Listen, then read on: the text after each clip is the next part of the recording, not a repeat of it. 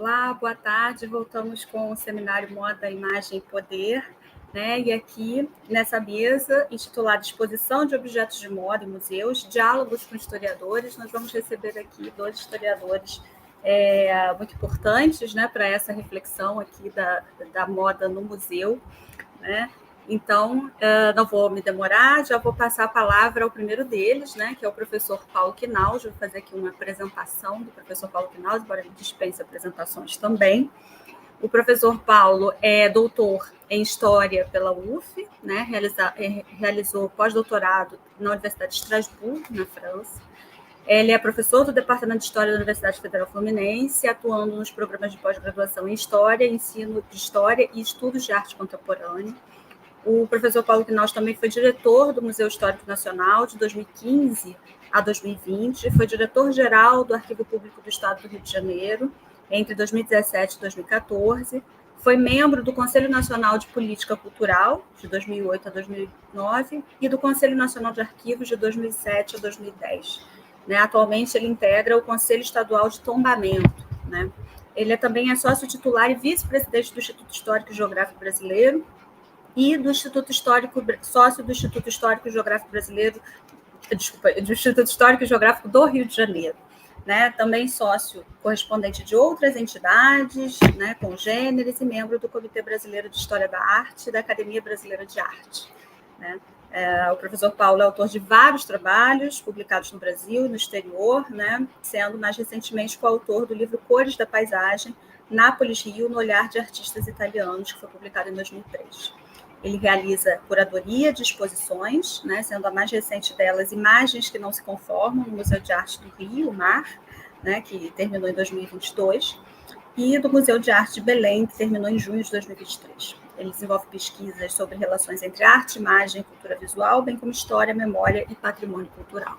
Então, um currículo extenso, né, e a importância aí do pesquisador e professor Paulo Quinaus para a gente, que vai falar para a gente. O título da apresentação dele é A Produção da Ausência, a moda nos museus do Brasil. Então, eu passo a palavra ao professor.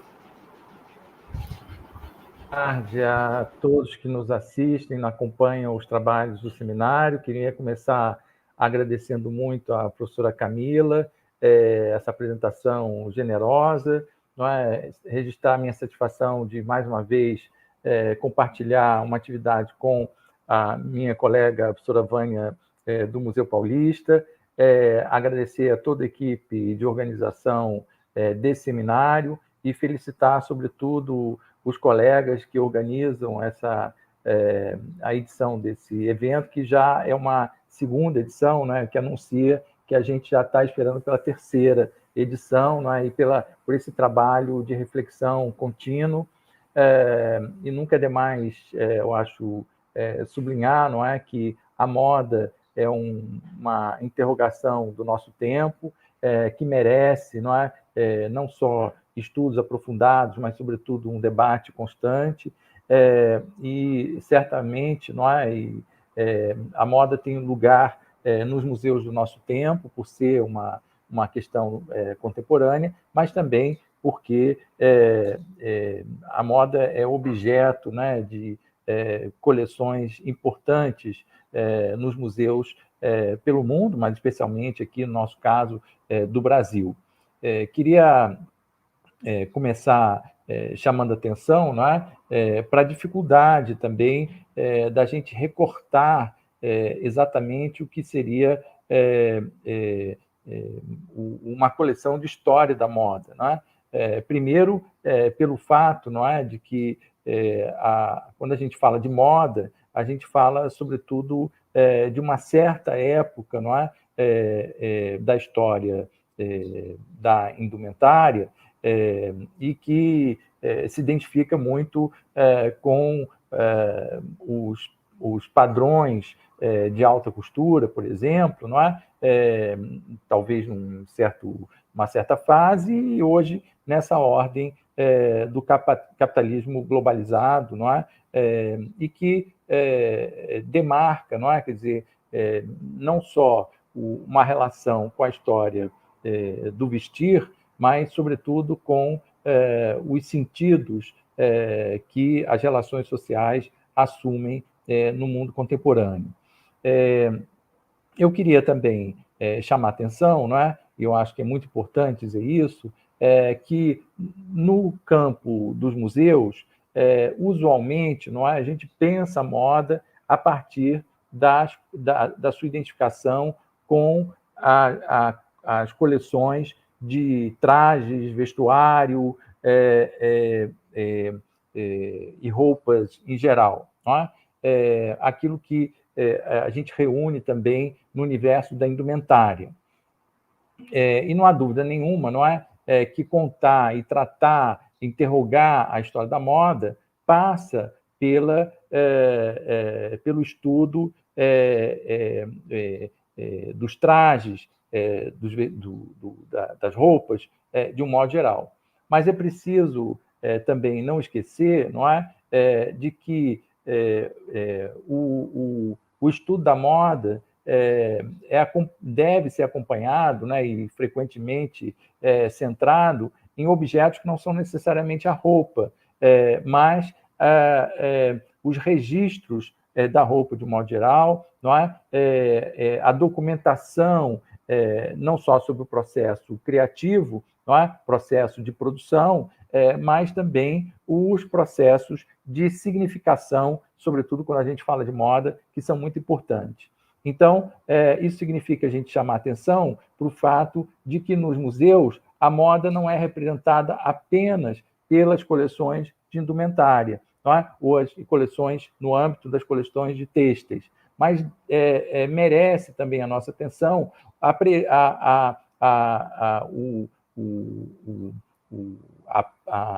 o registro, não é?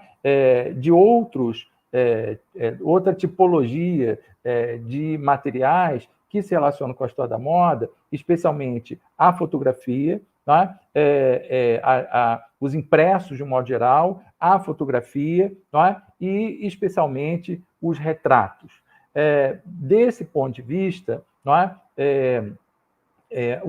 Os retratos pintados, não é? E por que não dizer também, eventualmente, os esculpidos são menos presentes, mas também existem, não é? Sobretudo, não é? Quer dizer, fazer essa observação dá uma dimensão da diversidade, da variedade,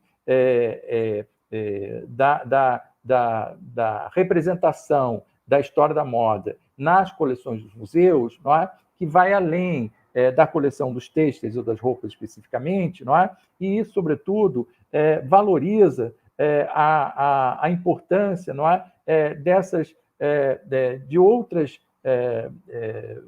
tipologias de objetos, não é? Como especialmente as da obra de arte. Normalmente, quando a gente fala dos retratos, é muito comum a gente ficar atento, não é? À representação do indivíduo.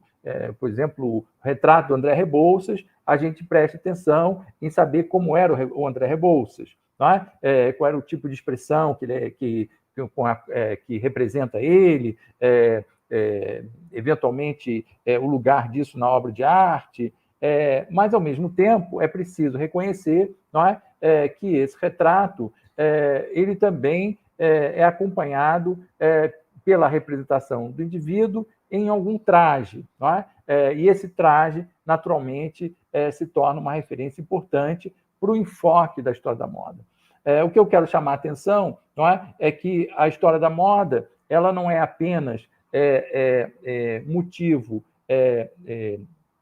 da reunião de peças, não é? Mas é também, e deve ser também, um motivo de interrogação sobre as coleções, não é? Que eventualmente não foram reunidas, as peças da coleção não foram necessariamente reunidas a partir do enfoque da história da moda, não é? O caso das coleções biográficas, por exemplo, que estão interessadas em documentar a biografia de uma personagem, não é? Mas que, ao fim e ao cabo, não é? Essa representação do indivíduo anda junto com a sua roupa e faz com que a interrogação sobre a história da moda faça com que a gente olhe essas peças colecionadas, não é? Do ponto de vista da história da moda. Não é?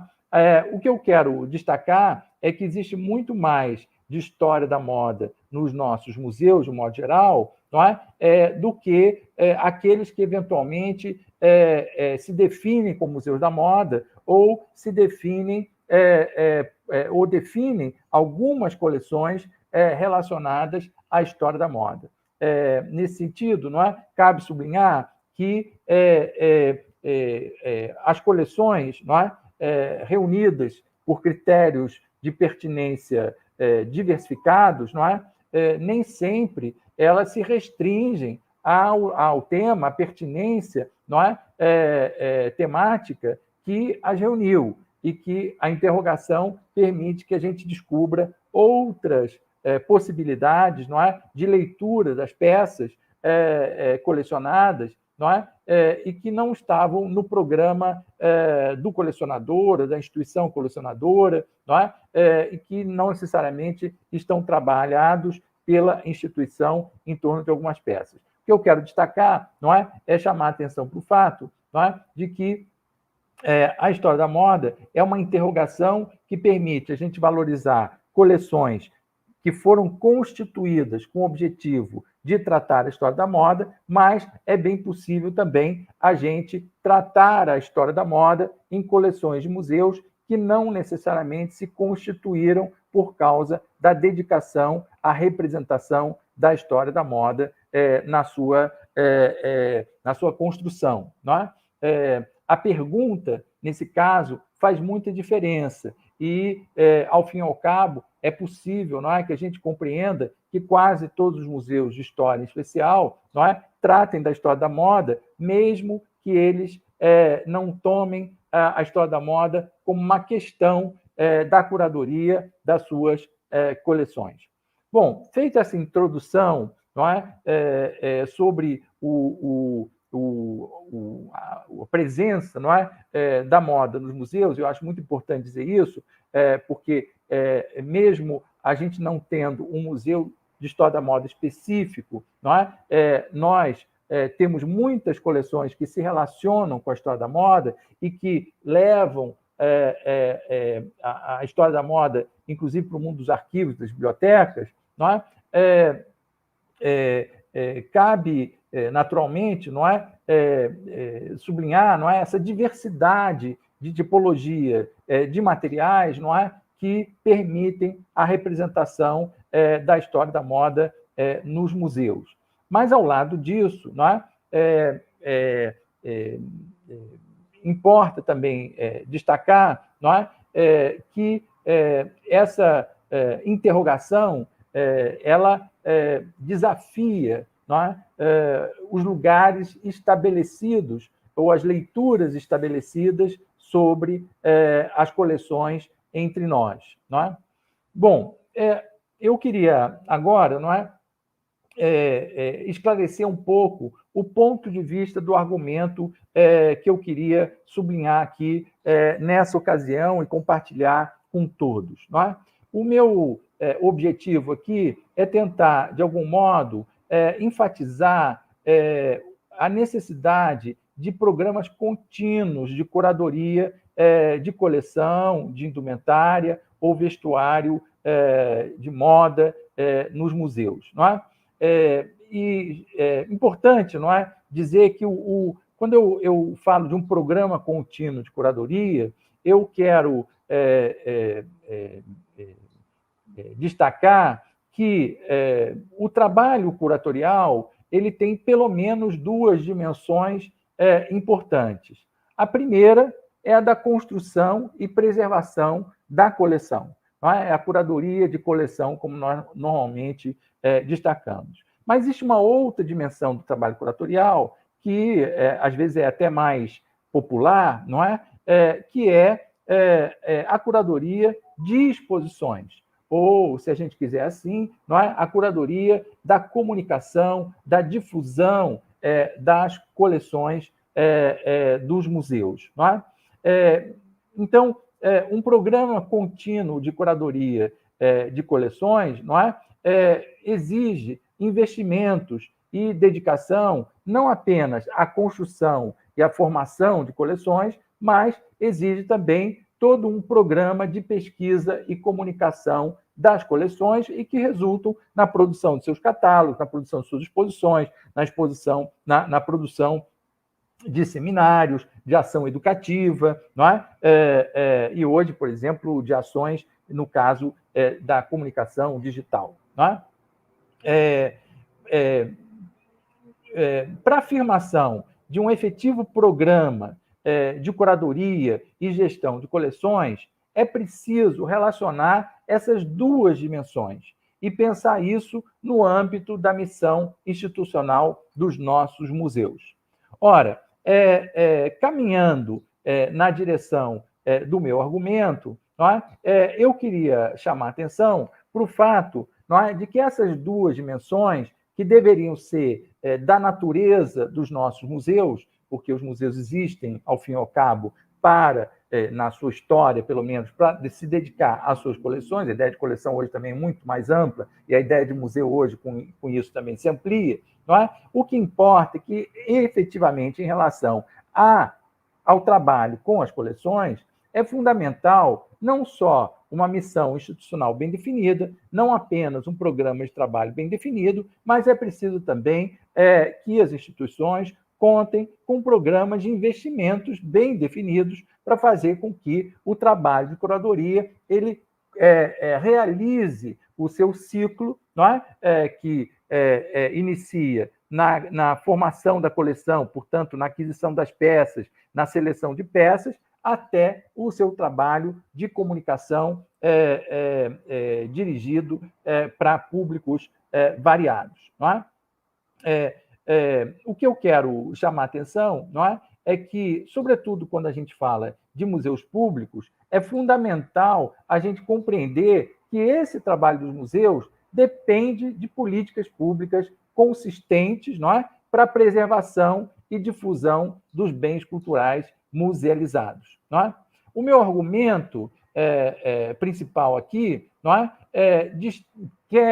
Quer sublinhar que, apesar da existência de itens variados e coleções de indumentária nos museus do Brasil, e eu me ative aqui apenas as de indumentária, mas se a gente pensar que o universo da representação da moda nos museus vai muito além da roupa propriamente dita, do traje ou do vestuário, não é? Se a gente pensar nas fotografias, a gente pensar nos retratos pintados, nas esculturas, e assim, todos os adereços, não é? Insígnias, e assim por diante, não é?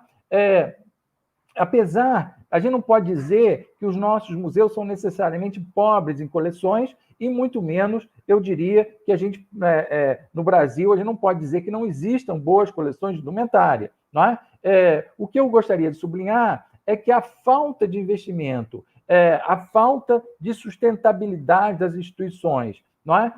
A falta de investimento em condições técnicas de preservação e difusão de têxteis, trajes e adereços resulta na produção de uma ausência da memória do vestuário e da moda nos nossos museus. Não é? Então, esse é o meu argumento, a minha ideia, não é? De propor aqui uma reflexão sobre a produção da ausência, não é? Vem no sentido de nós percebermos, não é? Que, apesar da existência de coleções importantes entre nós nas coleções dos museus brasileiros, não é? Eles não têm a visibilidade, eles não promovem, não são capazes de alavancar, não é? um debate público sobre o sentido da moda no mundo contemporâneo. Não é? Eu não sei se o mundo contemporâneo precisa disso, porque a moda é debatida em muitas outras esferas, como o nosso seminário aqui, por exemplo. Não é? Agora, é uma pena os museus estarem ausentes desse debate e, sobretudo, as coleções existentes não ganharem visibilidade, não é? E contribuírem para fortalecer a missão dos nossos museus. Ora, evidentemente, não é, para quem conhece um pouco a bibliografia específica, não é? O meu argumento da produção de ausência, não é? Ele se relaciona de perto com o conceito de produção de presença do autor de origem alemã, estabelecido nos Estados Unidos há muito tempo, o Hans Ulrich Humbrecht, não é? Que tem um livro chamado Produção de Presença, que deve ser conhecido de muitos de nossos colegas, não é? em que ele trata a experiência estética contemporânea, sublinhando a dimensão sensorial da relação com a obra de arte e a importância das exposições da obra de arte, não é? E que, provocativamente, chama atenção para o fato de que a compreensão de uma obra de arte ou de uma exposição vai além, não é? Daquilo que o sentido quer transmitir. Ou seja, vai além da linguagem da arte, vai além da linguagem das exposições, e existe uma dimensão que é provocativa, é sensorial, corporal, até por dizer. Não é? A ideia de ausência, na verdade, se relaciona com o fato de que, diante de uma falta, não há como se deixar de reconhecer a produção de significado e tampouco aquilo que ultrapassa o significado ultrapassa o sentido, como diz o Gumbreth, não é? Quer dizer, a ausência, em alguma medida, não é? Ela traduz a minha ideia, não é? De que o caso das coleções de moda nos museus, não é? Exemplifica, não é? O processo incompleto de gestão de coleções que nós, falando genericamente, evidentemente, não é? Nós convivemos nos nossos museus. Não é?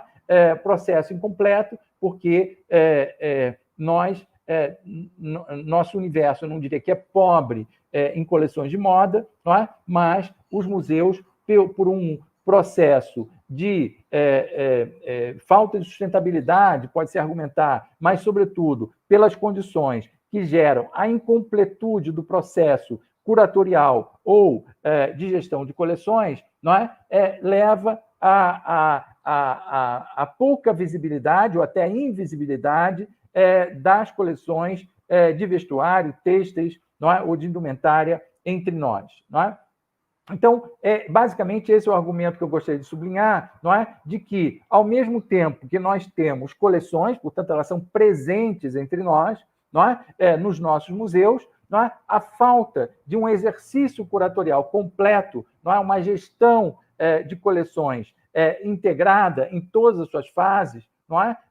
Por falta de sustentabilidade, falta de políticas públicas, enfim, não é? Caminha essa ausência, não é? Ela vai se multiplicando e ultrapassando o nível do próprio museu na sua individualidade, não é? Ela termina resultando na imagem de que a moda é pouco presente nos nossos museus, quando, na verdade, eu até arriscaria dizer que ela é muito mais presente até do que a gente imagina, pelo fato de que a moda não se restringe a uma tipologia específica, né? O estudo da moda não se restringe a uma tipologia específica de objetos, não é? E pode ser compreendida por um universo largo de fontes, inclusive associadas ao mundo da cultura material. Sobre o quadro de museus de moda no Brasil, não é? Eu faço menção ao trabalho da historiadora da moda Patrícia Santana, que, num quadro muito claro, didático, não é? Elaborou uma apresentação geral das principais coleções relacionadas à história da moda no Brasil, destacando as coleções do Museu de Arte de São Paulo, o do Museu Histórico Nacional, na cidade do Rio de Janeiro, não é? E o Museu do Traje e Têxtil do Instituto Feminino da Bahia, na cidade de Salvador. Na verdade, essas três instituições, eu acredito que elas podem servir como paradigmas, não é? De coleções em torno da história da moda no Brasil, por tradição, porque há outras coleções importantes, como é o caso do Museu Paulista, que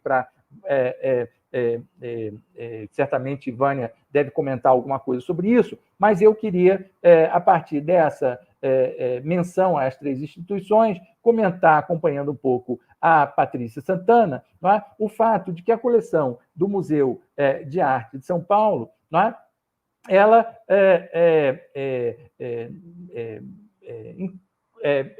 Ela incorpora o vestuário na coleção do museu, né, no caso do Museu de Arte de São Paulo, não é?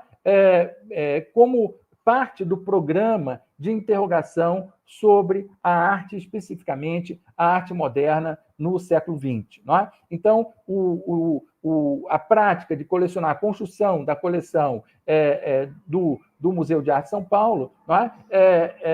Tem um recorte bem específico relacionado, não é, à história da arte, não é, do campo da produção do vestuário, pensada a partir dos diálogos com a história da arte. Bom, aí a gente poderia discutir, não é, em que medida, mesmo no caso do Museu de Arte de São Paulo, tem uma coleção interessante, é um museu forte, um museu com um modelo de gestão muito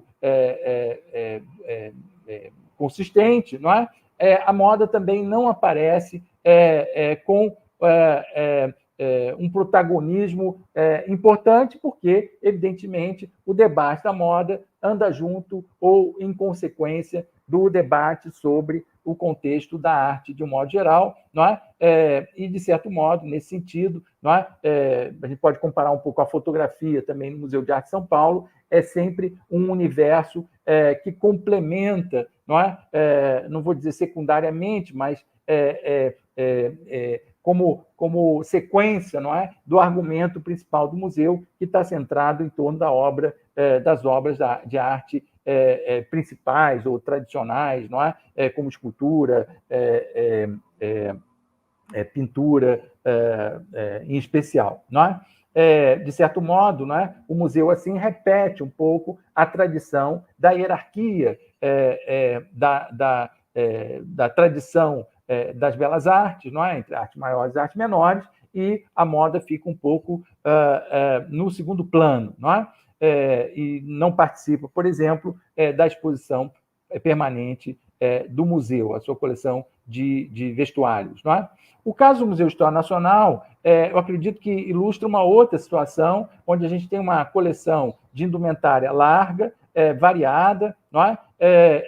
Que tem origem desde o início da construção da coleção da instituição, muito naquele momento inicial associada aos trajes, não é? A coleta de trajes da elite imperial, depois os trajes militares, os uniformes militares de modo geral, não é? E essa lógica de construção da coleção foi renovada, especialmente nos anos 90, pelo interesse nos uniformes de trabalho, diversificando, não é, os sujeitos representados, e também pela história da moda brasileira, como alguns vestidos da Casa Canadá, outros de estilistas conhecidos como Guilherme Guimarães, não é? E também da vida social, como vestidos, por exemplo, da Kiki Carvalho, que era uma daquelas locomotivas dos anos 80, da vida do jet set, não é? Da cidade do Rio de Janeiro, no tempo das discotecas, especificamente. Não é? A coleção foi ampliada também, não é? Em direção à moda, à roupa íntima, não é? À roupa de banho, a essas variações, não é? Que destoam muito dos vestidos de baile, por exemplo, do século XIX. Não é? A última coleção, não é? Que vale a pena a gente considerar é a do Museu Têxtil do Instituto Feminino da Bahia, em Salvador, o Museu do Traje e Têxtil, não é? Onde, se no caso do Museu Histórico, a gente vê que a roupa ela acompanha, ela faz parte, não é, da leitura do ambiente de época, não é? Ela não constitui, ela é um elemento complementar da caracterização das épocas históricas, não é? No caso do Museu de Salvador, a gente tem a ênfase, não é? Na história da técnica, da tecnologia, não é? E das características da produção material dos têxteis de um modo geral, não é? em alguma medida, não é? Quer dizer, a coleção ela também tem 3 categorias: arqueológicas, etnográficas, históricas. Em alguma medida, eu acho, depois Vânia pode comentar, acho que tem alguma relação com a história da própria coleção do Museu Paulista, que depois foi dividida entre o MAI, o Museu de Arqueologia e Etnologia de São Paulo, não é?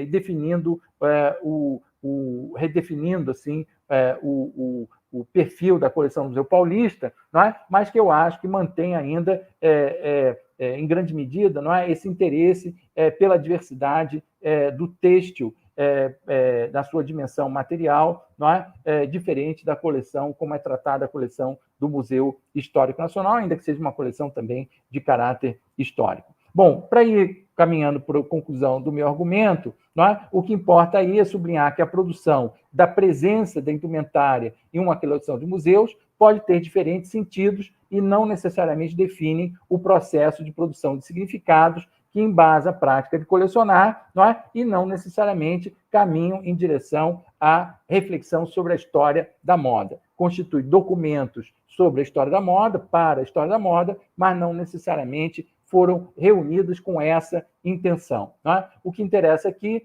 é sublinhar que, por mais importantes que sejam os itens de indumentária ou vestuário reunidos nos museus brasileiros, sua exposição continua sendo rarefeita. E diria ainda mais que os investimentos em sua preservação ainda se constituem em um desafio gigante pela dificuldade de investimentos regulares e sistemáticos. Pela sua natureza material, a exposição de têxteis requer cuidados especializados e não são próprios para exposições de longa duração.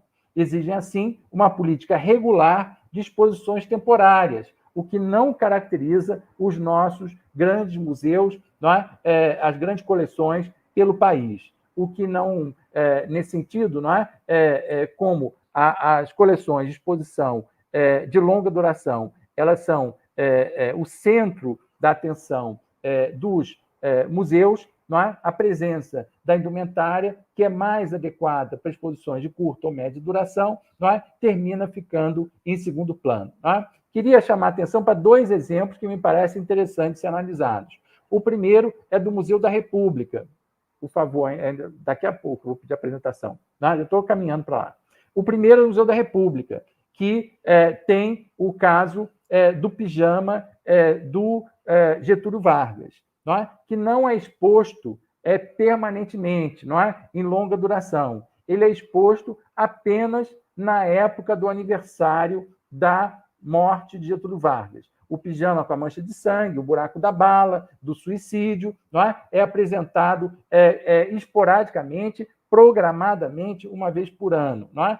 Num modo temporário, um modo permanente, digamos assim, de exposição, não é? Mas sempre em exposição temporária. Todo mundo sabe que a certa época do ano vai poder ver o pijama. Não é? O outro caso que eu acho que é importante aqui no Rio de Janeiro é o caso do Museu Carmen Miranda, que foi reaberto recentemente e tem uma estratégia totalmente diferente. Não é? A coleção é basicamente de indumentária e fotografias, não é? É uma coleção incrível, muito bem cuidada, não é? E a exposição, não é? Tradicionalmente, o Museu Carmen Miranda sempre é uma exposição basicamente de manequins que apresentam réplicas das roupas existentes na coleção. Não é? A nova exposição coloca essas réplicas no centro, não é? E constitui depois um corredor com vitrines, onde existem os materiais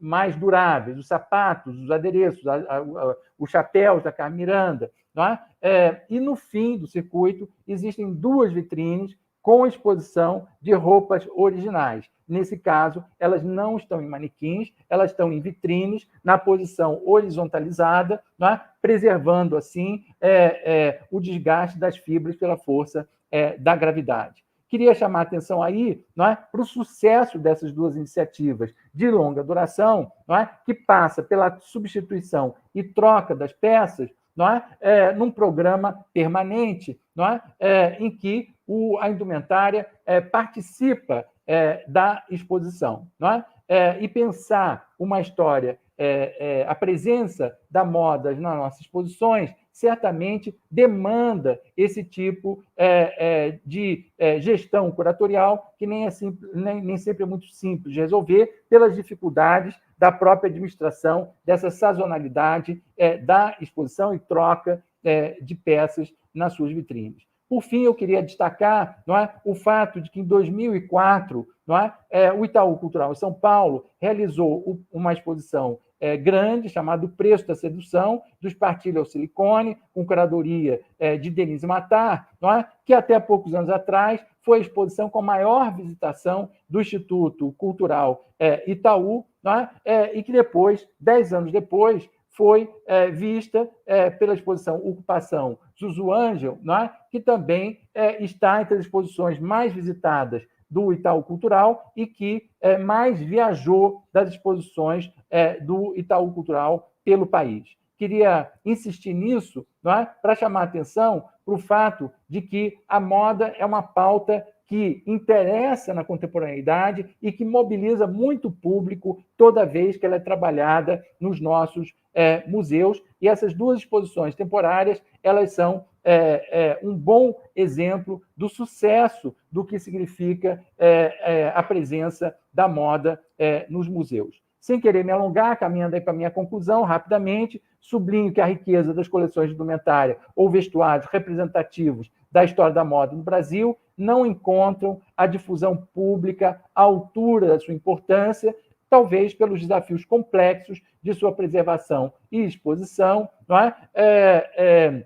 Diante da precariedade ou da falta de sustentabilidade dos programas institucionais dos nossos museus. As coleções existem, sobretudo em museus com grandes coleções e baseados em exposições de longa duração, o que é difícil adaptação à exposição de peças de vestuário. Além disso, é preciso atualizar também a visão sobre a abordagem da história dos museus, ainda muito marcados pelo fetiche da antiguidade, abrindo pouco espaço para o tratamento da história do tempo presente, e a moda é, sobretudo, um tema do tempo presente. O que impõe né, a necessidade de renovação de programas de ampliação e atualização de coleções, o que, no contexto atual dos museus do Brasil, é quase uma utopia ou apenas uma construção discreta. O Museu de História Nacional recebeu há alguns meses peças do guarda-roupa da famosa atriz transformista brasileira Rogéria, por exemplo. E no mar, eu peço agora a apresentação aí da imagem, né?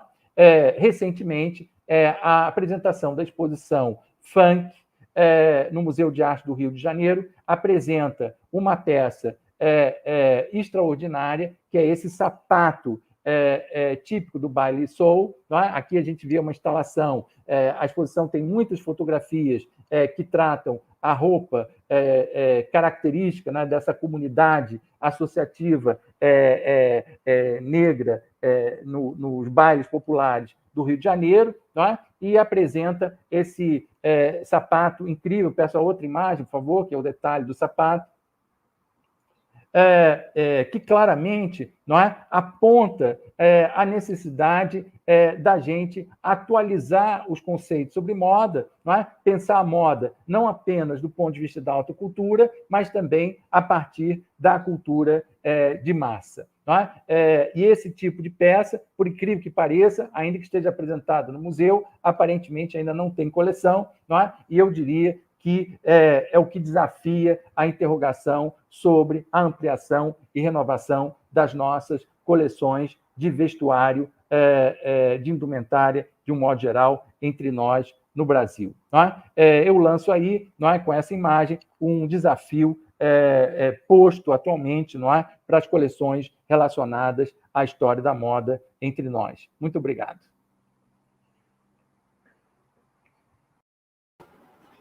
Eu é que agradeço ao professor Paulo, conferência super instigante, tem várias coisas aqui para comentar depois, né, para a gente refletir junto.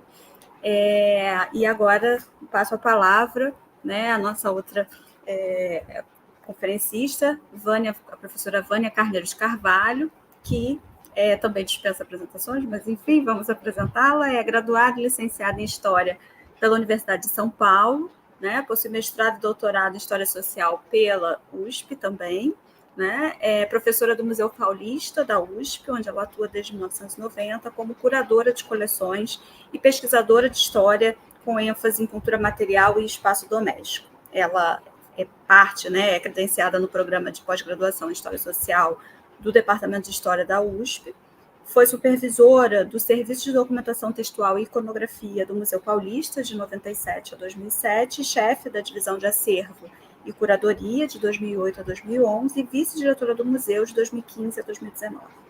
Ela também foi coeditora do periódico Anais do Museu Paulista, História e Cultura Material, de 2013 a 2012, realizou estágio de pesquisa no Instituto Nacional de Histoire de l'Art, em Paris, né, na França, com financiamento do Ministério da Cultura francês, 2017.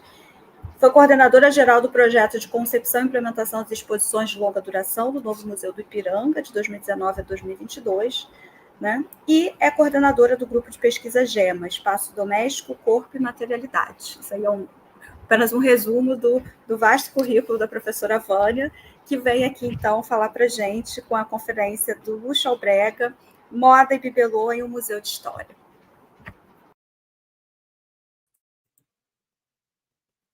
Olá, eu gostaria de começar agradecendo muito o convite, é muito bom estar aqui com vocês, Camila, Paulo, a Paula, na assistência, muitos Paulos, né? É uma honra estar com o Paulo Naus também nesse debate, e eu gostaria de falar sobre, eu vou falar de uma maneira às avessas, né? Paula, eu não vou apresentar agora, vou fazer uma introdução para que vocês entendam o tipo de discussão que eu gostaria de fazer, né? A minha experiência está ligada à formação de coleções, está ligada ao estudo de processos sociais, né?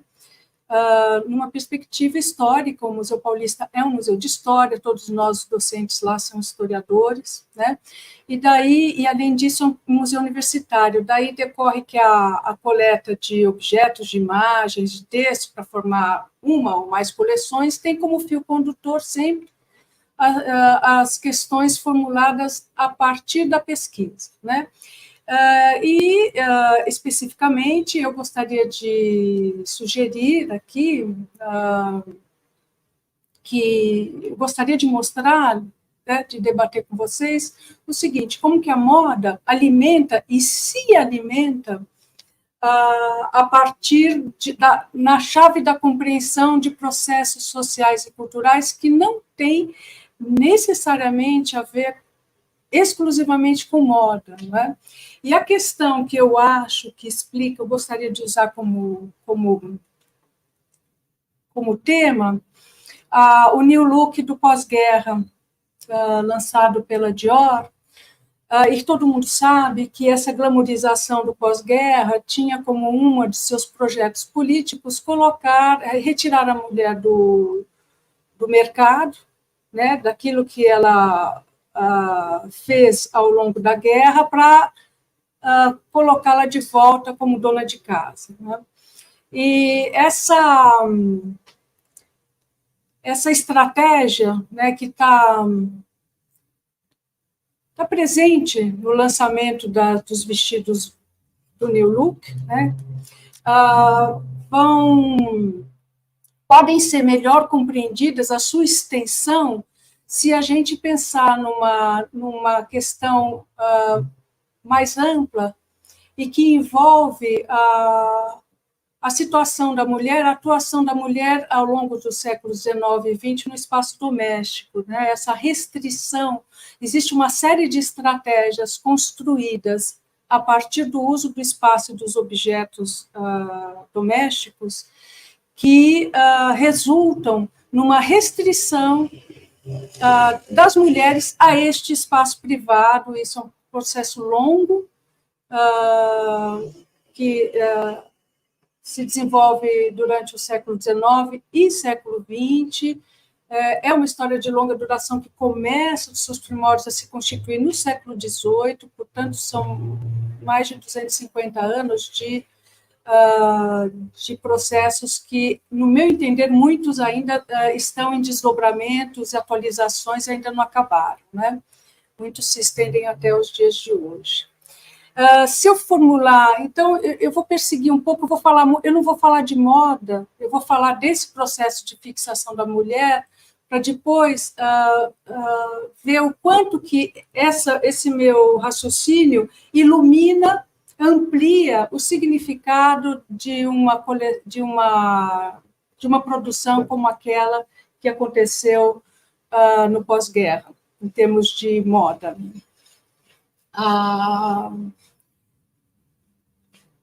Formulando a questão agora com mais elementos, o que eu pretendo discutir aqui é como os objetos funcionais e de decoração, que passam a habitar parte das casas urbanas de grupos sociais ricos e remediados durante o século XIX, atuam na fixação das mulheres no espaço privado da casa e, por decorrência, estes mesmos objetos participam da formação de identidades femininas circunscritas. Essa identidade circunscreve a mulher à vida familiar e ao amor romântico entre casais. Então, eu quero deixar, a partir de agora, bem claro que eu estou tratando de valores e sentidos normativos, tradicionais, que têm como pressuposto casais brancos cisgênero. Então, e heterossexuais. Então, é bom que isso esteja bem claro desde o início, né? É o entendimento daquilo que é a norma, né? E como que ela se constitui materialmente. Eu acho que muito já se sabe sobre essas normativas, né? Que vêm sendo, inclusive, combatidas, né?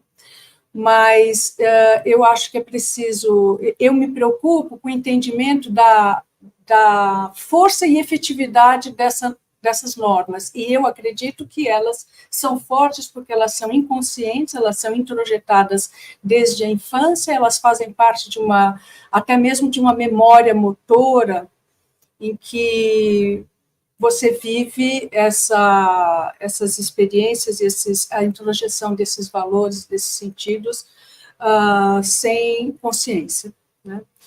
E por causa da experiência material. Então, eu defendo muito um raciocínio que envolve a materialidade, né? Esse processo, então, portanto, que é cultural, que é histórico, portanto, ele é datado, ele não se realiza de maneira abstrata, né, por meio de discursos coercitivos, de cunho normativo e moral, exclusivamente, né? Ele se faz, portanto, cotidianamente, por meio de várias estratégias que envolvem o espaço e os objetos da casa. Então, a minha linha de abordagem, né, se dá no campo da cultura material, é a área específica de atuação, não só minha, mas dos docentes do Museu Paulista, né, é a área que nós elegemos com várias subdivisões, linhas de pesquisa e sublinhas. Então, essa materialidade, eu trabalho com o princípio teórico de que a materialidade é ativa na constituição das categorias e das práticas sociais. Então, essa dimensão material da vida, ela não só é ativa, como muito eficaz, como eu disse, porque age de modo silencioso, ela nos atinge em níveis inconscientes, tornam as nossas ações automatizadas, ou seja, são hábitos que não passam pelo pensamento crítico organizado, né? Por isso, eu acho que elas são tão eficazes. Há uma série de estratégias que eu vou apenas aqui mencionar, de fixação da mulher na casa, né? Eu me refiro a práticas domésticas triviais e pouco valorizadas, reconhecidas, né? Por exemplo, eu vou elencar algumas dessas estratégias: o uso de coberturas decorativas ou objetos camuflados que tornam invisíveis o trabalho doméstico, o uso de temáticas ornamentais ligadas a uma natureza suave e bucólica, então o uso de flores, de frutos, de folhagens, de animais como ovelhas, cães, gatos, cervos, coelhos, pássaros de todo tipo, patos, gansos, cisnes, pelicanos, né, paisagens campestres representadas de maneira a mostrar todo esse repertório da natureza, mas que, na verdade, é decorrente de uma natureza, de uma prática artística, e eu vejo no Rococó do final do século XIX uma fonte muito grande para esse repertório de uma natureza que é mostrada como tendo uma interação harmoniosa com as pessoas que vivem nessa casa, com toda esse temário ornamental. Outro recurso material é a fusão entre o corpo feminino e os objetos decorativos por meio do uso de matérias-primas, técnicas, cores, temáticas que são comuns ao corpo feminino e ao espaço da casa. É meio que se faz uma extensão do corpo pela casa. E isso também é um mecanismo de fixação das mulheres na casa. O entendimento do corpo feminino como parte da decoração, né? O corpo que se expõe à fruição o corpo feminino é um corpo que se exibe, ao contrário do corpo masculino, que é construído como corpo produtivo, no sentido tanto funcional quanto intelectual. Também colaboram nesse processo de fixação as atribuições femininas relativas à memória familiar, como organização cronológica de fotografias da família, reunião de relíquias ligadas ao corpo dos membros da família, dentes de leite, mechas de cabelo, cordões umbilicais, roupas, acessórios como pulseiras, correntes, anéis, brincos, né? Uma parte disso pode ser vista, aliás, essas ideias todas que eu estou apresentando estão na exposição Casas e Coisas, lá no museu. E, por fim, tipos de trabalho na casa atribuídos às mulheres e que são ligados à manutenção do corpo, como atividades ligadas ao descanso, ao conforto, à higiene, à alimentação. Então, todas essas estratégias cotidianas que invisibilizam o trabalho presente na produção da casa, né, na produção dos corpos, escondem as expectativas femininas que escapam à vida privada, camuflam os conflitos de gênero, inclusive entre as diferentes mulheres dentro dessa mesma casa.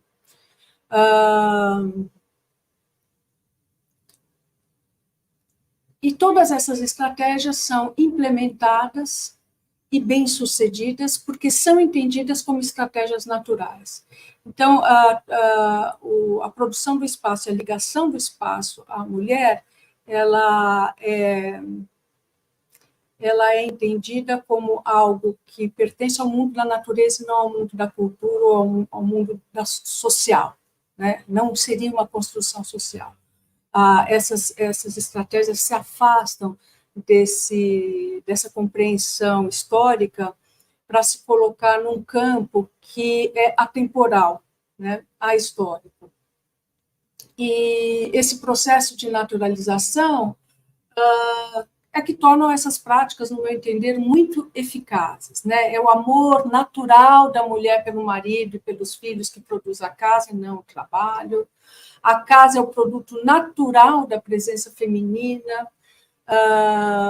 e é por isso que essa natureza, né, essa temática está presente nos ornamentos, por isso os ornamentos fundem corpo feminino e decoração da casa, com a decoração da casa, por isso os corpos da família em retratos ou em relíquias são tratados na sua cronologia biológica e partes do corpo.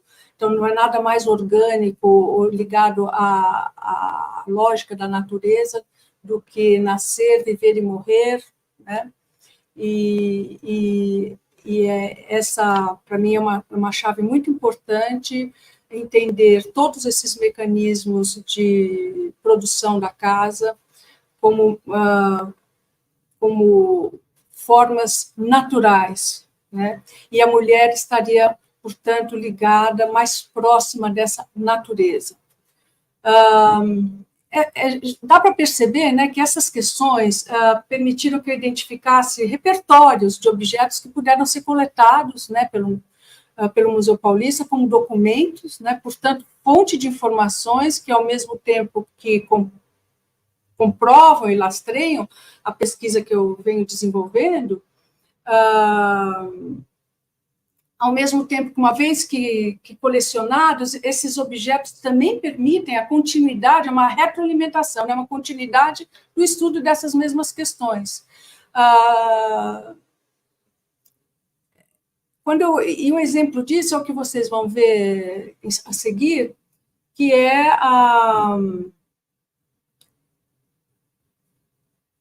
como que, ao fazer a coleta, depois de ter estudado as questões através de manuais de economia doméstica, manuais de etiqueta, revistas femininas ilustradas e parte dos acervos do museu, eu fui a campo, quando defini os repertórios, coletar esses objetos, e, ao fazer isso, descubro objetos que não me chamaram a atenção ou não apareceram como de maneira significativa nesse estudo. Então, a coleta também é um momento em que você descobre novos elementos para a sua pesquisa.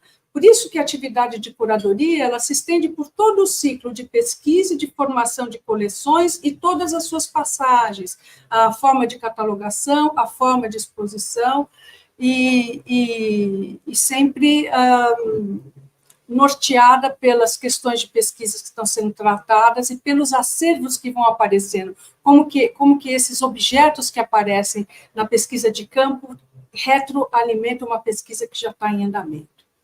E acho que agora você poderia, Paula, por favor, colocar a apresentação, o primeiro slide, o segundo, por favor. Acho que eu mesma posso fazer isso, né? Isso. Tá. Um dos objetos que apareceram para mim nessa coleta, depois que eu já estava com os estudos bem avançados, né, dessa relação do espaço doméstico com a produção de identidades de gênero, foram essas esculturas de porcelana representando fidalgos, cenas de cortesia, né? Eu chamei, são cenas, portanto, de aristocratas, né? E esses objetos são muito interessantes porque eles sintetizam todas as estratégias que eu apontei nessas esculturas. Elas explicitam de uma maneira muito exemplar, né, o elemento nostálgico presente na casa burguesa do século XIX e que não tinha. Eu falei muito em naturalização, mas a nostalgia é também um elemento que está no limiar da naturalização. Ele joga para um tempo ficcional no passado o amor entre os casais, né? E isso é uma forma de universalizar e de naturalizar estas práticas, que são práticas muito bem localizadas no tempo, né? Então, essas esculturas, para mim, elas nos informam de uma maneira muito incisiva essas estratégias de fixação da mulher no espaço da casa. O que elas estão representando? Elas são aristocratas, representações de aristocratas, elas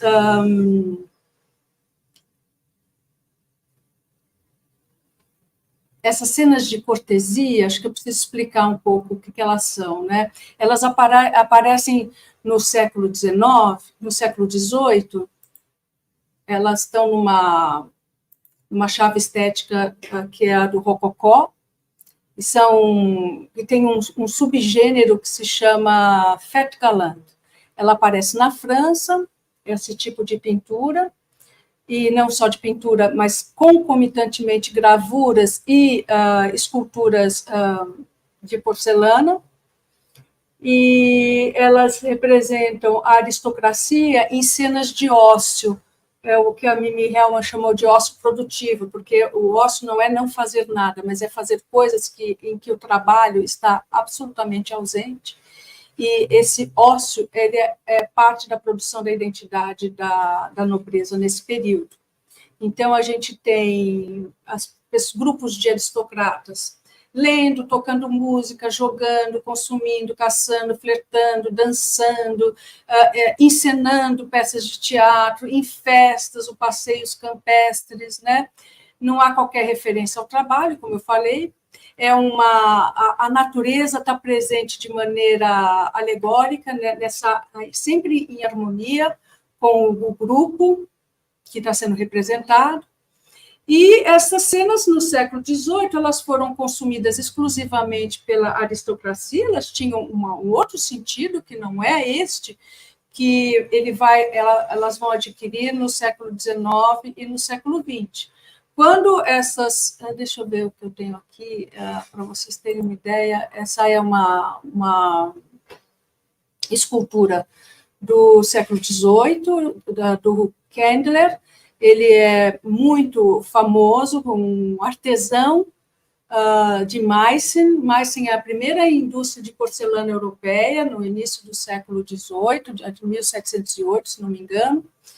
E são moldes, né? Você faz um molde, e com esse molde você produz uma série de esculturas. Então, é uma manufatura, né? Por isso, né? Existe um processo artesanal, mas também um processo de produção em série em larga escala. Essas esculturas, elas eram consumidas pela aristocracia, substituem as esculturas chinesas, que eram muito caras, era um mercado em disputa, né? E, com o passar do tempo, essas esculturas elas vão sendo adquiridas pela alta burguesia e passam a ser disseminadas, inclusive, nos segmentos médios, né? A sua produção ela se estende ao longo do século XIX. Essas esculturas, dentro da valorização do rococó no século XIX, especialmente na França, a França faz uma recuperação que não é só apenas de combate aos valores da Revolução Francesa no século XIX, o rococó está diretamente ligado aos processos conservadores de restauração dos valores aristocráticos, e o rococó se torna uma arte nacional de valorização das técnicas artesanais, e essas peças vão são colecionadas intensamente no século XIX, especialmente na França, mas também em outros lugares da Europa, na Inglaterra também. A gente tem casas de pessoas muito ricas que, como os Camondot, ou a coleção Wallace, os Camondot na França e o Wallace em Londres, que abrem suas casas com coleções de objetos no estilo rococó, né? Não só as esculturas, mas todo o mobiliário e ornamentação nesse estilo são abertas para a fruição do público. Esses objetos, e junto a essas esculturas, vão para museus, vão para leilões, eles têm uma disseminação muito grande e uma popularização, e passam a ser vendidos também para segmentos médios, e isso não só no século XIX, mas também no século XX. Aqui é uma outra escultura também do século XVIII, e aqui eu já mostro para vocês esculturas que nós adquirimos para o Museu Paulista. Essa é uma escultura do final, identificada como sendo do final do século XVIII, também de Meissen. Vejam que muitas das esculturas têm grupos amplos, não só casais, mas aqui também há uma sugestão de relação amorosa e relação sexual, né? O fruto dado para essa mulher, esta outra aqui atrás carregando um cesto de frutos que são colhidos, os puts têm a ver, e a figueira tem a ver com fertilidade, né? Então, uma sugestão, uma alegoria da colheita, mas que também sugere a reprodução do sexo humano, né? Entre humanos. Aqui um casal, vejam, é uma escultura. Essas esculturas foram adquiridas aqui no Brasil de uma coleção do Bauer, que já faleceu. Ele vendia essas peças que eram deixadas em consignação. Infelizmente, ele não me deu acesso à pessoa que fez essa coleção, mas foram consumidas no Brasil. Então, a gente tem desde as peças que vêm da Europa e que são mais refinadas, inclusive monetariamente mais valiosas, como essa aqui do século XVIII. Temos aqui uma outra que pertenceu à Zilda Natel, que é esposa do governador Laudo Natel, que teve no século XX esta porcelana na sua casa no Pacaembu.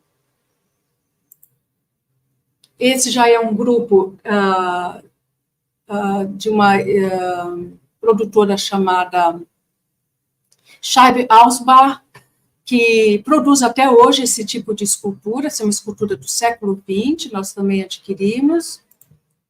E esculturas mais simples, como esta que vocês estão vendo aí. É importante também dizer que essas esculturas, por incrível que pareça, elas se tornaram moda de novo no século XX, nos anos 50, 60, 70, até 80. E a gente tem uma produção dessas esculturas, não só na Europa, vindas para cá, mas também no Brasil. Né? Eu vou falar, mas antes eu preciso que vocês entendam uma outra coisa, que essa popularização da escultura de porcelana, das cenas de cortesia, elas acontecem por causa de mudanças, de um barateamento e mudanças na técnica de produção dessas esculturas, que são essas rendas de porcelana. As rendas de porcelana, elas são feitas essa renda que vocês estão vendo aqui, ela é feita com tecido de algodão, ele com um pincel, ele é embebido de uma massa de porcelana mais umedecida, mais mole, esse tecido é deixado para secar, depois em placas, elas ficam durinhas, aí você quer fazer uma peça, essa peça embaixo do tecido, ela não é mais trabalhada. Vejam se vocês conseguem identificar. Essa aqui é uma foto da empresa Rebes, que é uma empresa gaúcha, sobre a qual eu vou falar um pouquinho mais, mas vocês estão vendo aqui, é um casal de fidalgos, e a base é muito simples, a base não é mais trabalhada, porque essa base do vestido, do corpo, vai receber aquele tecido. Então, ele não é mais, as formas não precisam ser mais sofisticadas, como essas que vocês estão vendo, né? E que caracterizaram a produção de porcelana ao longo de todo o século XVIII e parte do século XIX. Esse tecido de porcelana, como eu disse, ele é colocado na hora que você vai cobrir esse corpinho que não é mais trabalhado, ele é um cilindro, esse tecido com a massa de porcelana é novamente umedecido e é moldado e costurado no corpo da escultura, ele é colocado no forno e a alta temperatura desse forno queima o tecido e fica apenas a porcelana, né? Então, vocês podem imaginar que, ao mesmo tempo que esse recurso barateia a produção da porcelana, ele é extremamente delicado. Então, quase que só olhando você já quebra um pedacinho desse tecido. Depois, a pintura, a aplicação das flores, isso volta para o forno.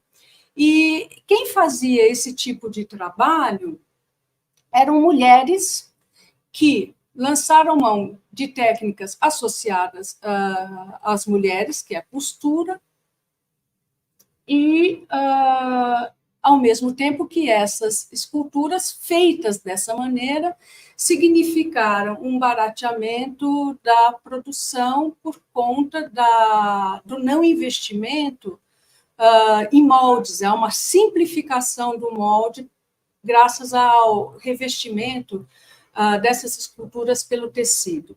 Então, veja só, a simplificação do molde, o uso de tecido, a técnica da costura, o uso da mão de obra feminina, fizeram com que esses objetos fossem considerados uma vulgarização do estilo rococó, um abandono da porcelana como linguagem, né, definidora da escultura, e, portanto, esses objetos não eram dignos de estar seja em museus de arte ou museus, nem em museus de arte decorativa, nem em coleções significativas desse tipo de material.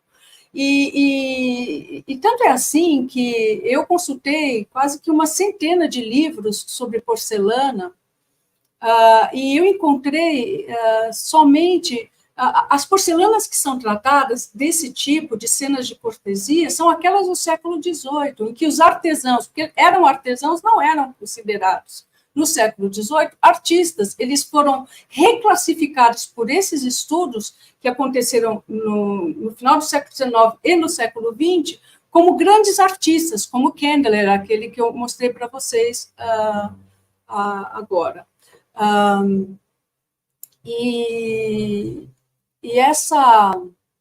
essa bibliografia que surgiu, eu não encontrei nenhuma, eu encontrei 2 referências a essa técnica do tecido de porcelana.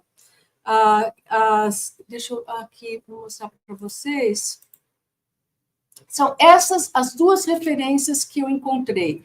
Há uma referência de que essa técnica ela teria surgido em Meissen, nessa manufatura, que é a primeira manufatura europeia, que fica na atual Alemanha, que é do início do século XVIII. E há uma referência, num desses livros, que em 1770 mulheres já teriam aplicado em Meissen esta técnica, mas eu só encontrei estas 2 imagens que são do mesmo molde da princesa, deixa eu ver aqui,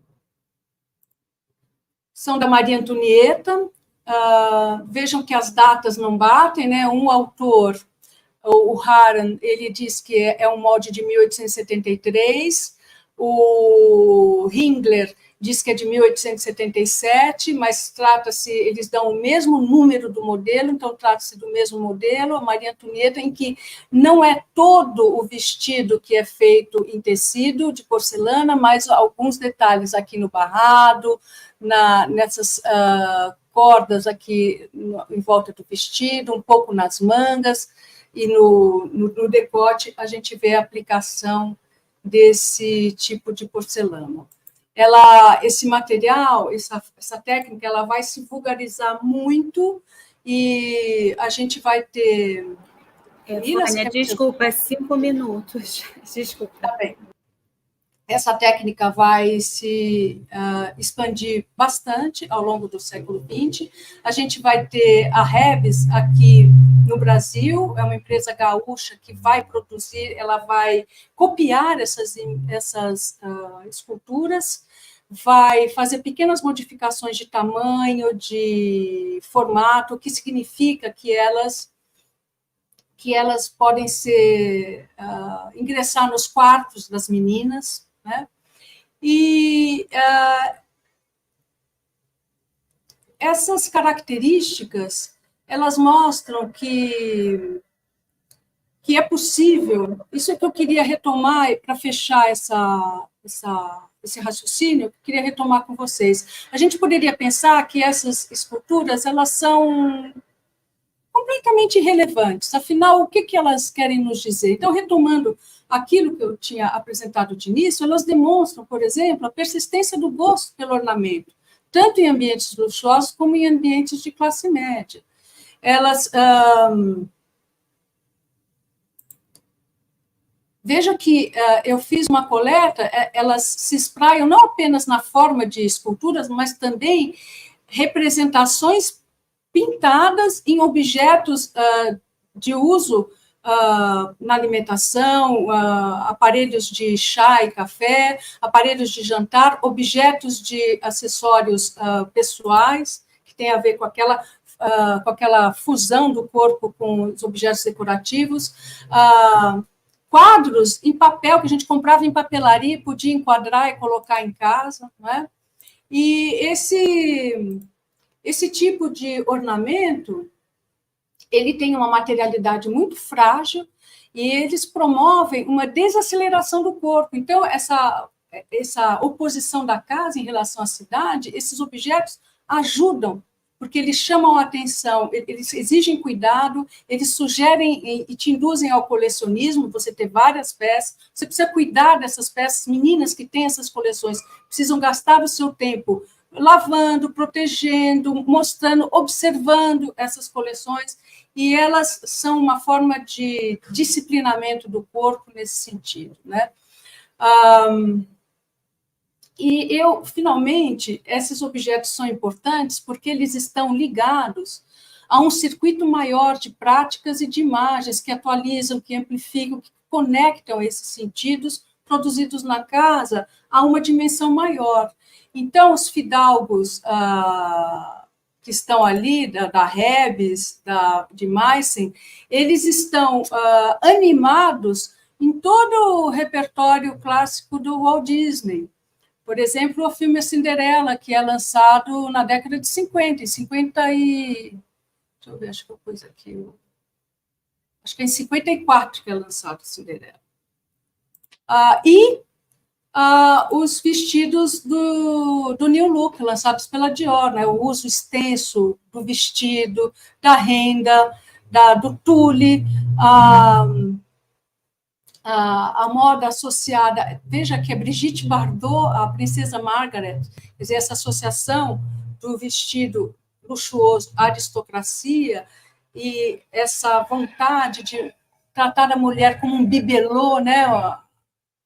Ela está usando uma sapatilha de bailarina aqui, a Brigitte Bardot, né? Um vestido muito parecido com aqueles que nós vimos nas esculturinhas, o vestido para passeio, ainda entre o luxuoso e o do cotidiano, a retomada dos espartilhos, né, em que essas esculturas têm, o uso desses vestidos ao lado de eletrodomésticos e em versões mais populares. Pode tirar, por favor, que eu queria fechar. Então, vejam só, eu queria mostrar aqui que se a gente associa a moda, a história da moda, a outros fenômenos que aparentemente não têm a ver com a história da moda, a gente consegue tanto enriquecer a compreensão desses objetos domésticos, desses objetos decorativos, quanto esses objetos decorativos podem nos fazer compreender melhor a extensão de estratégias que tratam a mulher como um bibelô, é uma mulher que deve usar seu corpo para a exibição e para a produção do trabalho doméstico, né? Eu acho que eu fico por aqui e aberta a perguntas. Obrigada. Tá certo, Vânia, muito obrigada também. Eu vou fazer aqui uma conexão entre as falas, né? Tanto a fala do professor Paulo Quinaus quanto a fala de Vânia dão a gente milhares de possibilidades, né, para a gente refletir sobre pensar a moda no museu. Paula, se puder trazê-los aqui também. E aí eu vou tentar aqui fazer uma conexão, né, e uma pergunta para vocês, no sentido da gente pensar, né? Pensar essa coisa efetivamente da moda do museu. Tem algumas perguntas no chat que eu vou dar uma olhada depois também, tá? Em primeiro lugar, eu achei assim, extremamente interessante, eu acho que é isso que conecta, na verdade, a fala de Paulo e Vânia, né? A afirmação do Paulo do fato de que pensar a moda no museu não é só pensar a roupa propriamente dita, mas sim todas as formas de registro que você tem, né, algum tipo de roupa, né? E aí foi o que Vânia foi apresentando, né? Quer dizer, as esculturas, né, os objetos que traziam ali informações riquíssimas, né, para se refletir sobre a moda, né? E isso é uma coisa extremamente importante, né, porque a gente, às vezes, acaba, ao pensar, né, a moda no museu, que é uma questão que vem me intrigando, né, que eu estou muito no início ainda dessas reflexões, a gente acaba realmente pensando no têxtil, né, na vestimenta propriamente dita, né? Agora, são duas formas também diferentes de trabalhar, né? Eu acho que também tem que, talvez, fazer uma separação aí, porque uma coisa é a reflexão também do historiador, aí pensando, né, um historiador que não necessariamente está refletindo sobre, como eu posso dizer, sobre o objeto museal propriamente dito, mas que vai talvez recorrer ao museu, né, para utilizar aquelas fontes, aqueles objetos que estão no museu para pensar vestimento. Então, eu entendo que isso é uma coisa, e outra coisa é pensar a curadoria de exposições, pensar a moda como um objeto no museu. Não sei se faz sentido, e aí também vocês podem, obviamente, colocar aí e me corrigir, e colocar as reflexões de vocês sobre isso. Mas eu estou fazendo, na verdade, essa separação justamente porque eu estou um pouco preocupada aqui em refletir sobre a curadoria, né, que o Paulo já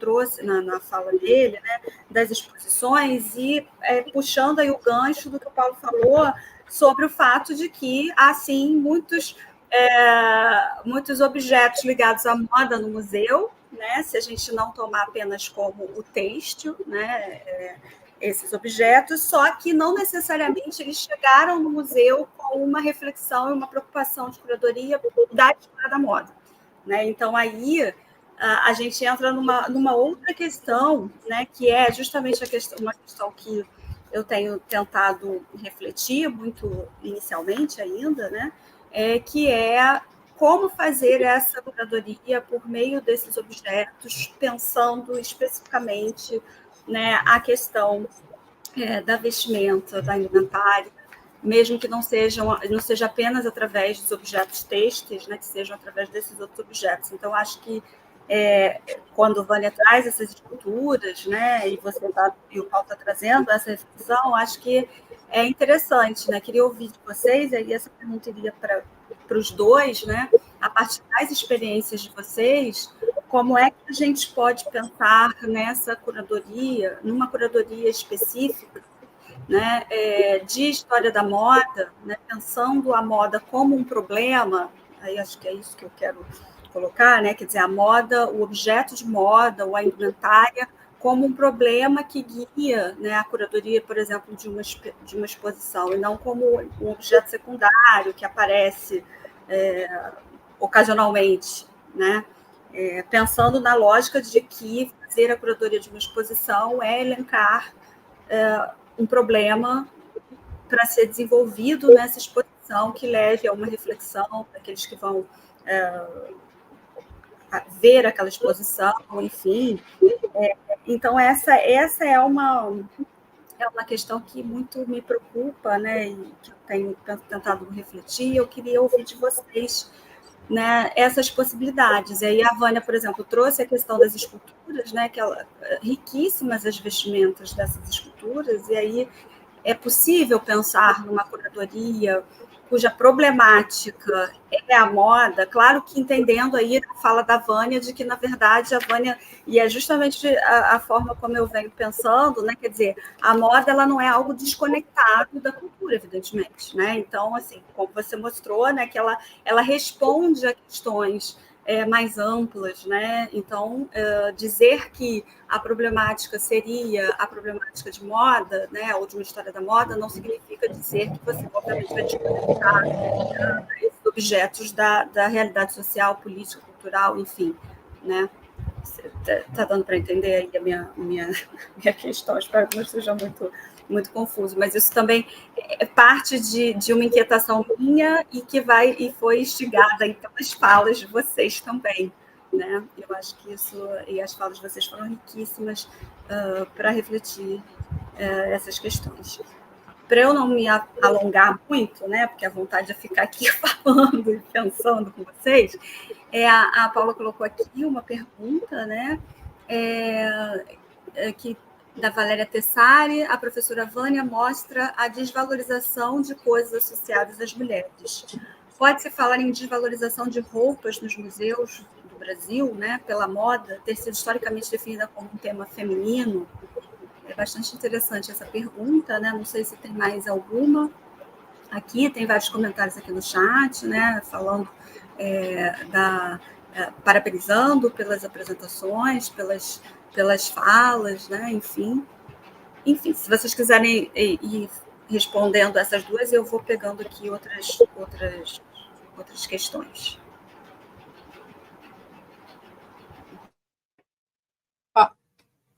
Oi? posso falar, Paulo? Você está sem som. Oi?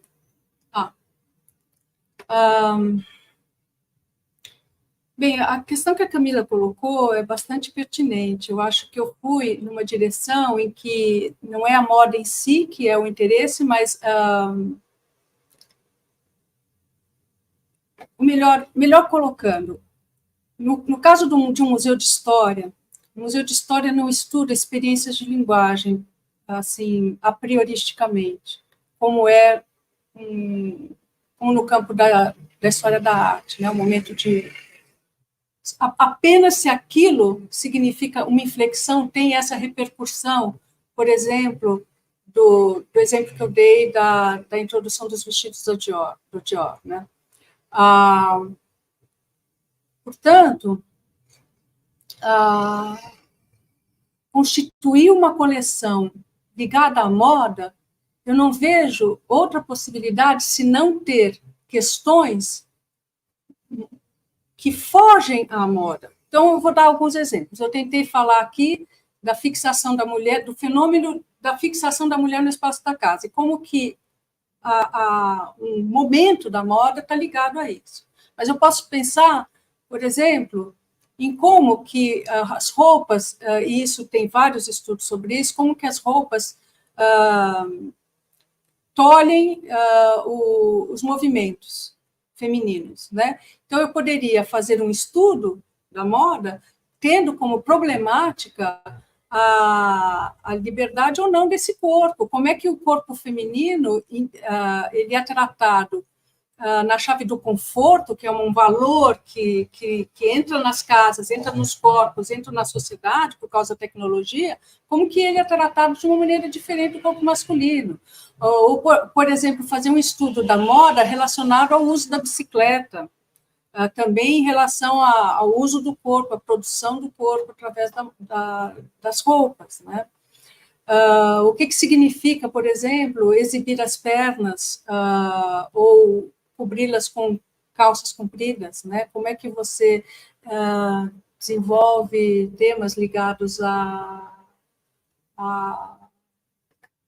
apropriação de roupas masculinas e o quanto que isso significa empoderamento ou não. Então, existem muitas coisas que eu acho que poderiam nos levar a uma curadoria de objetos de indumentária, de roupas, trazidas para um museu de história, por exemplo, mas dentro de chaves que ultrapassam a história da moda, né? Eu não consigo imaginar efetivamente uma história da moda. Eu acho que também não é isso que você estava falando, não é, Camila? Eu acho que era mais nesse sentido que eu coloquei. Mas você pode me dizer se concorda ou não. Tem também uma outra pergunta. Nossa, eu esqueci a pergunta, qual que era?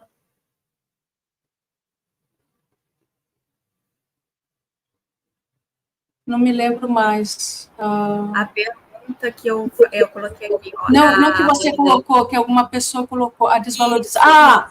Sim, eu acho que isso acontece. Se você olhar o acervo que foi sendo... Porque política de aquisição é uma coisa que, nos últimos 30 anos, no museu. Existiam outras formas de adquirir acervos, existia uma política do Toné em relação à produção de uma história da independência, de São Paulo, tal, e o museu era utilizado pelas elites para depositar suas coisas, né? E isso não passava necessariamente por uma política de doação, de recebimento desses materiais. E se a gente deixa a sociedade definir o que tem valor e o que não tem, que foi o que aconteceu? O que a gente encontra no acervo tradicionalmente, com coleções muito antigas no acervo do museu, são indumentárias masculinas, ligadas à Guarda Nacional, especificamente, não é nem indumentária civil, né? Depois começa a haver uma doação de roupas femininas, ainda sem uma curadoria.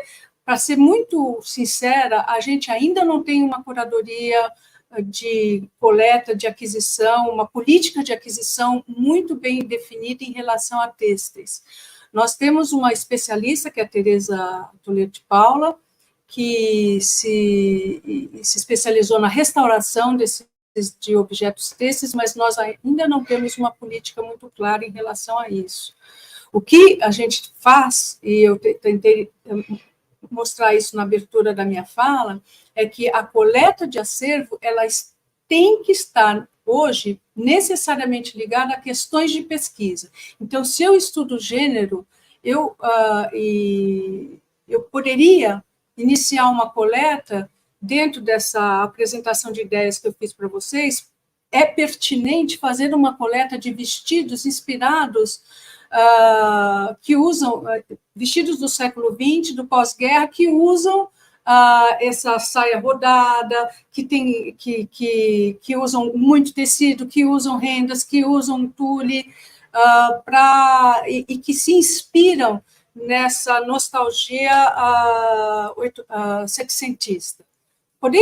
Teria pertinência, mas não significa fazer uma coleta sistemática de vestidos cobrindo uma periodização da moda, né? E eu acho que isso seria uma valorização da indumentária feminina. Mas muitos objetos que a gente tem no museu são objetos de prestígio ligados ao homem. Por exemplo, os óculos, acessórios, né? Os óculos masculinos são é aquilo que predomina no acervo de óculos do museu. Óculos usados por políticos, canetas usadas por políticos de renome, que assinaram documentos importantes públicos.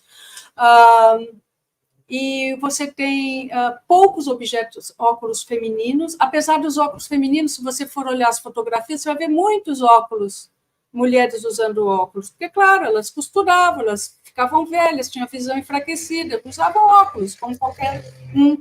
Mas isso não é considerado feminino. Portanto, na hora de doar, os óculos representam a capacidade intelectual, prestígio masculino ligado à intelectualidade. E não é um objeto feminino, portanto, o objeto que se destaca no acervo do museu feminino é o face à main, que é o óculos que você, para leituras ligeiras, né?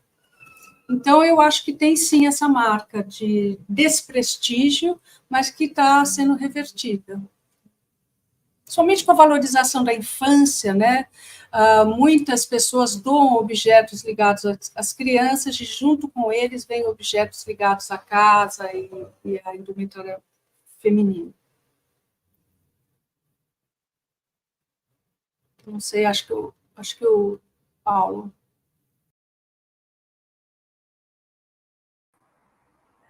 Vou comentar também aí as perguntas colocadas, né, Camila? Primeiro, chamar a atenção, acho que Vânia deu uma bela aula aqui para a gente, né, mostrando como a moda é presente nos museus de história, independente de ter uma coleção sobre moda. Não é? Eu acho que é importante a gente chamar a atenção para o fato de que, no processo de organização, pensando, não é, na organização, catalogação, descrição e preservação das coleções, nos museus, a tendência é se organizar o material por materiais, as peças reunidas por materiais. Então, do ponto de vista técnico da gestão da coleção, na sua reserva técnica, a tendência é se reunir a indumentária, o vestuário, ao universo dos têxteis. Isso é bem interessante, porque, no fundo, a gente percebe a relação que a roupa tem com... primeiro, a roupa de salão tem com a roupa íntima, com a roupa de dormir. Inclusive, queria acrescentar que nesse processo de feminização é muito comum a gente ter camisolas de mulher em coleções e não de homens. É uma das características. No Museu do Instituto Histórico e Geográfico Brasileiro, por exemplo, que é uma coleção, assim, são 5.000 peças, não é tão grande quanto os grandes museus do país, além das casacas de paço, de oficial de paço, de homens de destaque na sociedade, seja por posição de governo, seja por academia, alguma coisa assim, não é? As peças femininas que a gente tem são associadas a lenço, não é? A camisola, elas são outro tipo, né, de peças têxteis, não é? E que não aparece no caso dos homens tanto, não é? É bem interessante isso, inclusive a roupa feminina. É mais comum a gente encontrar de mulheres que de homens. Mas essa roupa, muitas vezes, ela se aproxima pelo bordado, pela renda, não é? Das peças de mesa, não é? Como chama aquelas passadeiras de mesa, guardanapos, outros tipos de têxteis, não é? Que mostram como a roupa não está separada de outros materiais reunidos numa coleção de têxteis, não é? Vale a pena, não é? Pensar esse universo dos têxteis também por esse ponto de vista.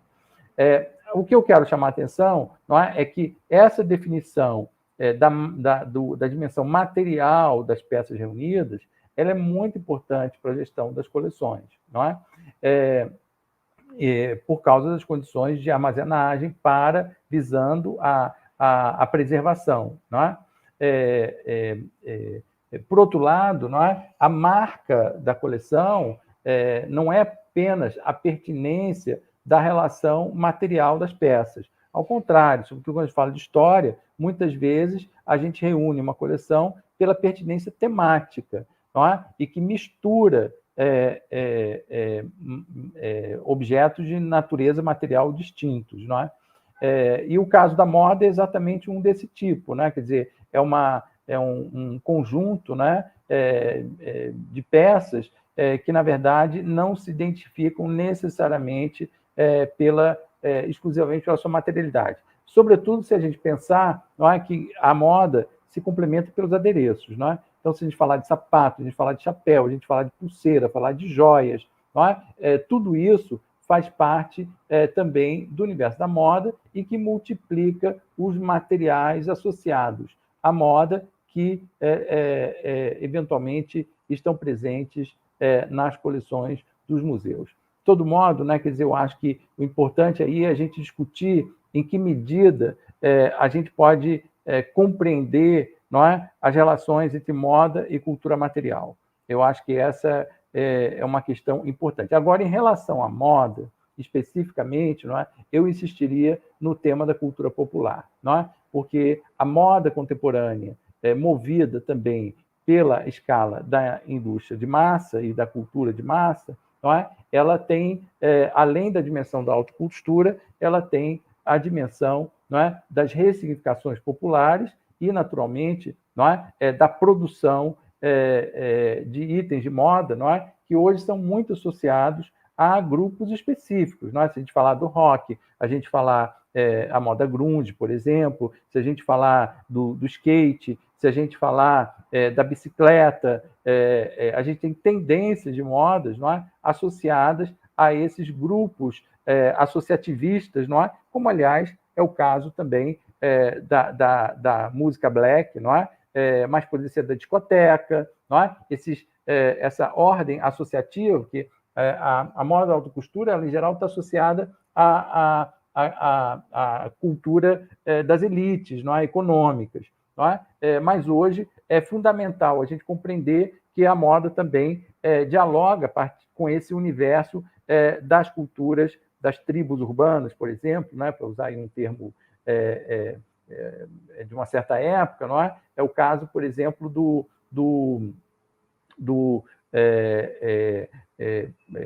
agora, por exemplo, da Balenciaga, as coleções da Balenciaga, não é? Que a gente quase não consegue mais reconhecer o que é alta costura naquilo. Não é? É uma coisa incrível, tamanha inspiração vem desse universo. Aliás, como a alta costura fez com a cultura popular tradicional, com as espanholas, não é? Com tipos da tradição étnica, né?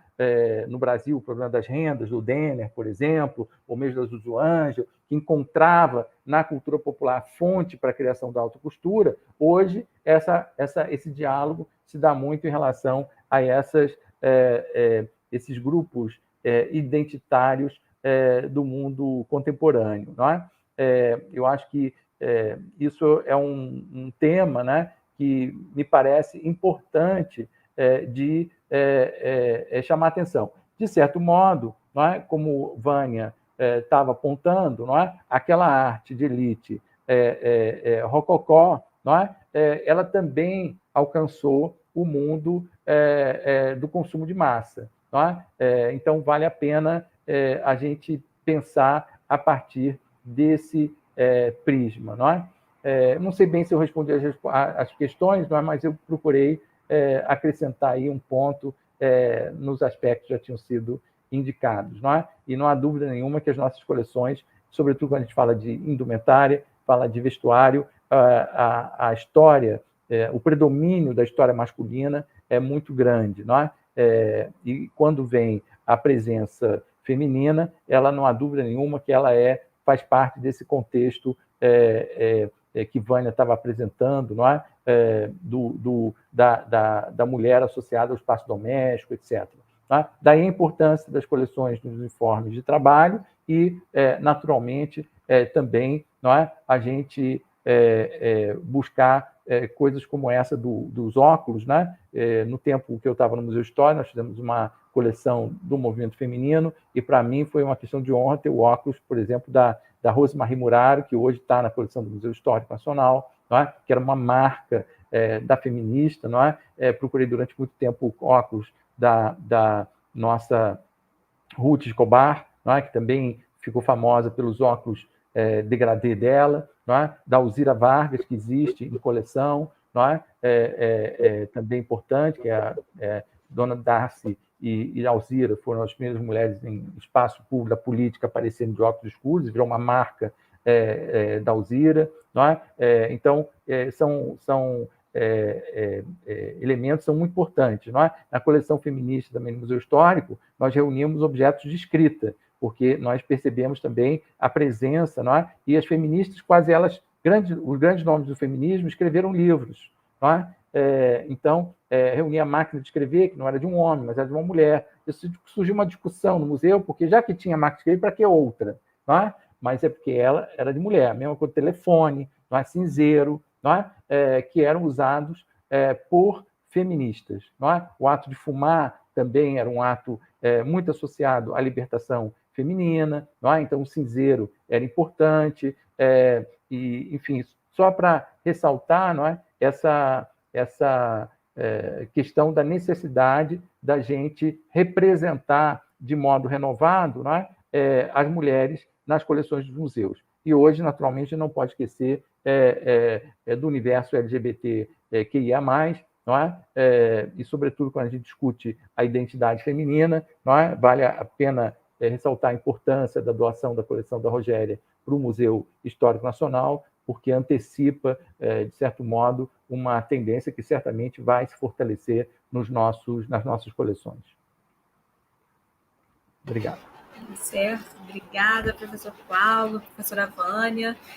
Isso que você colocou sobre a questão da moda popular, né, e da cultura popular, eu ia até comentar, mas eu falei, não vou me alongar muito, mas é fundamental, né, até para o público que está nos assistindo, né, quer dizer, quando a gente está falando aqui de moda, né, a gente não está falando necessariamente apenas da moda das grifes, das grandes grifes, né, então por isso que eu fiz essa pergunta da questão do problema, né? Porque você tem movimentos culturais que engendram modas, que são, né, culturas, né? Que você vai criando novas culturas relativas a esses objetos.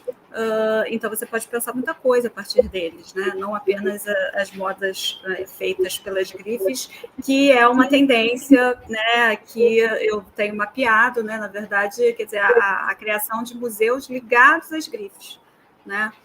Lá fora, uma quantidade enorme de grifes de marcas que vão criando seus próprios museus para exibir suas coleções, né? Então, de que forma a gente também vai perdendo um pouco esse aspecto reflexivo desse objeto, né? Que ele pode trazer para a gente, né? É isso. Vânia, você queria falar alguma coisa?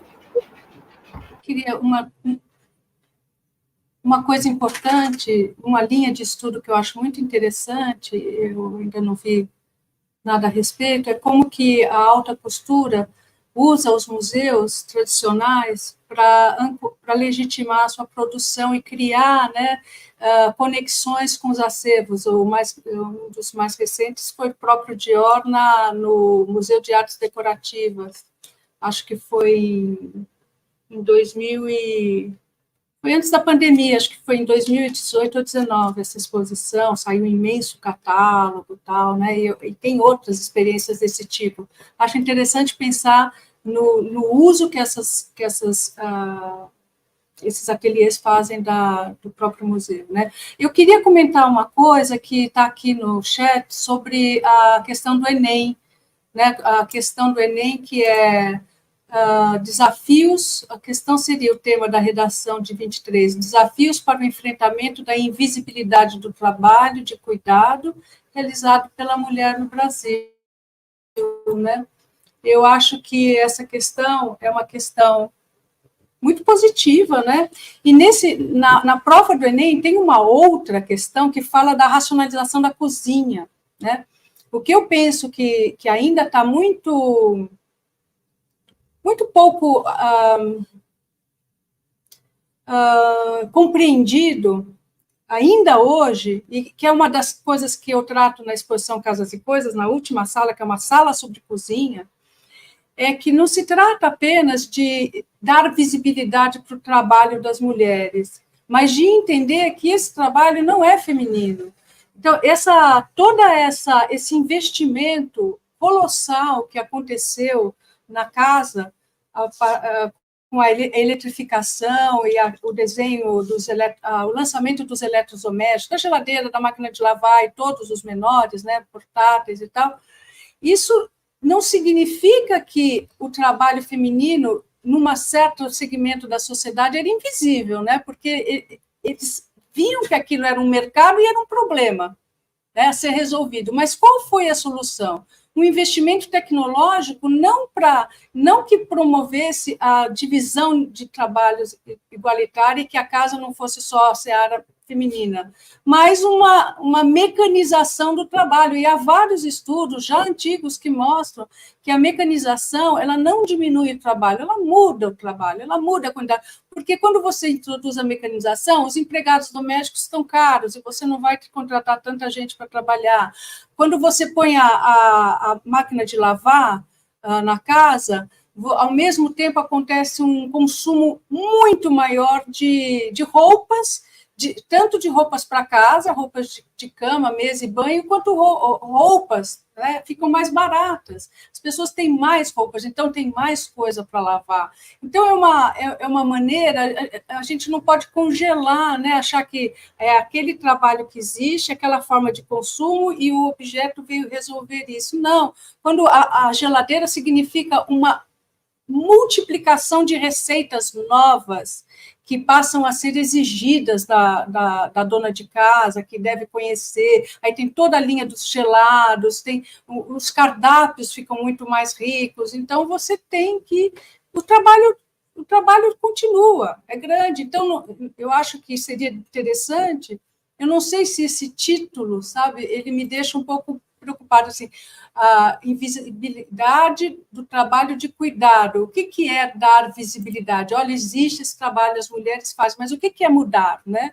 Acho que tem que ser uma coisa a mais, a gente tem que mudar. O meu interesse por essa tradição é justamente tentar entender por que até hoje não mudou, né? Essas coisas eram para ter ficado para trás e não ficaram, né? Mas, enfim.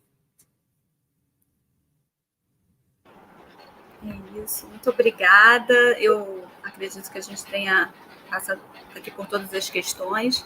Então, só tenho a agradecer, na verdade, essa mesa fantástica, né? Essa palestra de ambos, né? A gente tem que aprender com vocês. E agradecer mesmo pela colaboração, pela disponibilidade de estar aqui conversando com a gente. Tá certo?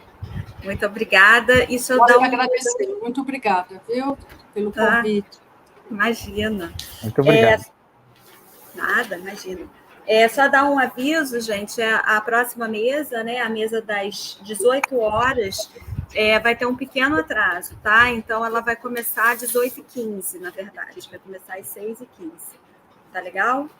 É isso. A nossa mesa aqui vai ser coordenada pela professora Joana Monteleone, Moda e Literatura. É isso. Então, até a próxima vez.